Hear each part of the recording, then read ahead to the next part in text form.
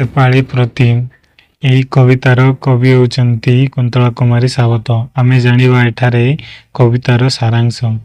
ଶାରଦୀୟ ସଂସ୍ଥା ସମୟରେ ସୌବାସ ଗୃହର ଝରକା ପାଖରେ ବସିଥିଲା ବେଳେ ସ୍ୱଳ୍ପ ଦୂରରୁ ସେପାଳି ଫୁଲର ବାସ୍ନାରେ କୁନ୍ତଳା କୁମାରୀ ବିମୋହିତ ହୋଇ ପଡ଼ିଛନ୍ତି।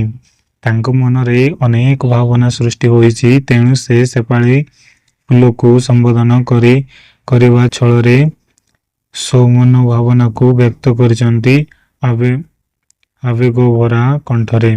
ସେପାଳି ଫୁଲର ବାସ୍ନା ତାଙ୍କୁ ଏଭଳି ଭାବରେ ଆମୋଦିତ କରିଛି ଯେ ସେ ସାଧାରଣ ଭୋଗ ରାଜ୍ୟର ଅନ୍ୟ ଏକ ଭାବ ରାଜ୍ୟକୁ ଚାଲି ଯାଇଛନ୍ତି। ସେପାଳି ଫୁଲର ବାସ୍ନା କବିଙ୍କ ମନରେ ଈଶ୍ୱରର ପ୍ରତି ଭକ୍ତିଭାବ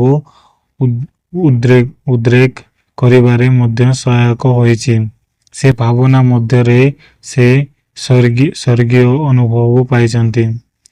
ସନ୍ଧ୍ୟା ଆଗମନରେ ସୂର୍ଯ୍ୟ ପଶ୍ଚିମ ଆକାଶରେ ଅସ୍ତ ହୋଇଯାଉଛନ୍ତି। ପକ୍ଷୀମାନେ ଗୀତ ଗାଇ ଗାଇ ବସାକୁ ଫେରୁଛନ୍ତି। ଆକାଶରେ ଗୋଟିଏ ପରେ ଗୋଟିଏ ତାରା ଦେଖା ଦେଉଛନ୍ତି। ଚନ୍ଦ୍ର ଉଇଁ ଆସିଲା ପରେ ପୃଥିବୀ ସାରା ଚନ୍ଦ୍ରକିରଣ ବିଚ୍ଛୁରିତ ହୋଇଯାଉଛି। ଏହି ସମୟରେ ସେପାଳି ଫୁଲ ଫୁଟି ପ୍ରକୃତିକୁ ଆହୁରି ଶୋଭାମୟୀ କରୁଛନ୍ତି ବୋଲି କବି ଭାବିଛନ୍ତି। କବି ସେପାଳି ଫୁଲ ମହତ୍ତ୍ୱକୁ ଉଲ୍ଲେଖ କରି କହୁଛନ୍ତି ଯେ ପତ୍ର ମହକରେ ଫୁଟିଥିଲେ ମଧ୍ୟ ସୁବାସରେ ଜଗତବାସୀ ମୁଗ୍ଧ ହୋଇଯାଆନ୍ତି।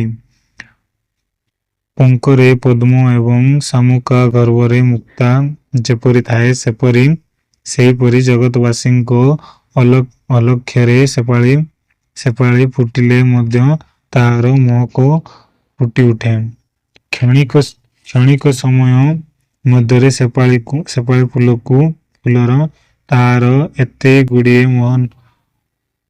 ମହନୀୟତା ପ୍ରକାଶ କରିବାକୁ ସକ୍ଷମ ହେଉଥିବା ଅନୁଭବ କରି କୁନ୍ତଳା କୁମାରୀ ଅନୁପ୍ରାଣିତ ହୋଇ ଭାବୁଛନ୍ତି ଜଗତକର୍ତ୍ତାଙ୍କ ସୃଷ୍ଟିରେ ସେପାଳି ଫୁଲ ପରି ସେ କ୍ଷୁଦ୍ର ହେଲେ ମଧ୍ୟ ଭଗବାନଙ୍କ ସୃଷ୍ଟିର ସଫଳତା ଆଣିବାରେ ସହାୟକ ହେବେ ଏବଂ ଈଶ୍ୱରଙ୍କ ଇଚ୍ଛା ପୂରଣ କରିବେ।